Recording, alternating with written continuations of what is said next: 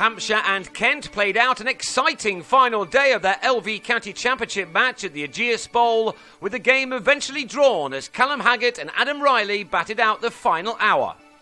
The last day started with Hampshire on 98 for 3 with a lead of 232 runs, and with the captains agreeing a target for Kent to chase, Sam Northeast and Rob Key tossed up a few balls to help the home side race to 207 for 3, 109 runs being added in 58 deliveries, with Liam Dawson making 87 and James Vince 79.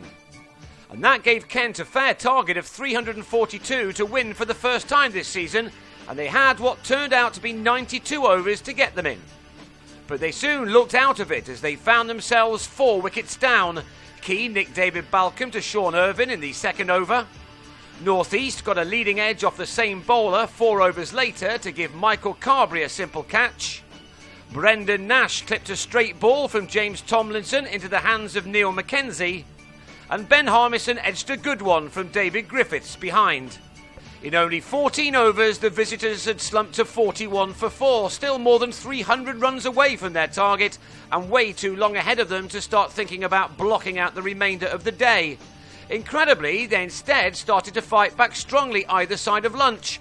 Daniel Bell Drummond got the ball rolling, and that was soon picked up by Darren Stevens, who again played an electrifying innings.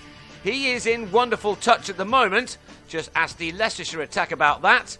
He took them for 97 off only 58 balls last week, and he was soon producing shots of equal skill and power here. Once he gets in the mood, he's a very difficult man to stop.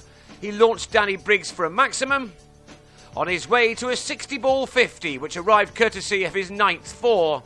That, though, was just the start for the all-rounder. With his eye now in, he moved through the gears very quickly indeed, although his shots were by no means slogs, but all very well-controlled hits. Bell Drummond showed a maturity beyond his years as he backed his partner magnificently. His efforts were rewarded with a 50, the 4th time he's got that far in his short first-class career. It had come off 109 deliveries and had included 7 classy boundaries. He looked relieved. He didn't have to do much more than give Stevens the strike and watch from the other end and admire. The former Leicestershire man now went on the rampage, those cultured shots mentioned a moment ago being way more aggressive in their nature at times. Vince was taken for 4 fours in 1 over, as Stevens wasted no time at all in the 70s, and he then swept Dawson to the fence to move rapidly into the 90s. In a flash, he was turning this match on his head, and Hampshire needed him out quickly. In the end, you had to feel for the batsman, as he, just as he'd done last week, was out trying to hit the boundary which had taken him to 3 figures. He gloved a short ball from Irvine behind and departed for a 96 which had been made off 105 balls. Bell Drummond survived until tea with Geraint Jones. That was taken at 194 for 5, 148 now needed from the final 41 overs. But any chance that Kent had of winning disappeared early in the final session, as Bell Drummond on an excellent 66 was snaffled by Vince off Briggs at 219 for 6. 2 overs later, and Hampshire were big favourites as Briggs struck again, Vince this time with a stunning reaction catch at short leg.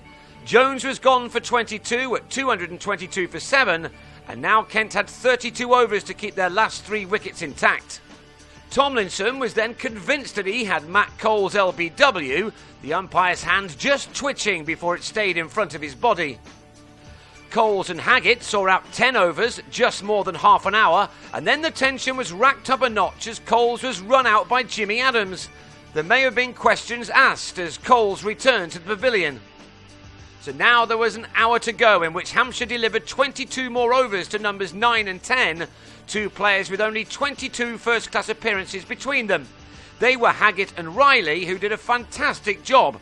Riley, who had a match to remember, tried to scatter the dangerous close-in fielders, while Haggett did a splendid job at the other end, with neither player offering an easy chance. There were moments. Haggett gloved a short ball from Balcombe over the slips, while Riley nicked Tomlinson just shy of the slip cordon. When Riley turned this ball to the boundary, the job was done.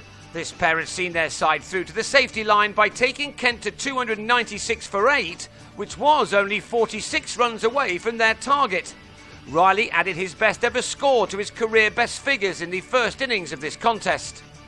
So a fair result, one which earned Hampshire 8 points and Kent 7. While this was an excellent game, the result does neither side any favours. Kent are still winless but are now no longer bottom, while Hampshire, with only one win this summer, are right in the middle of the second division table.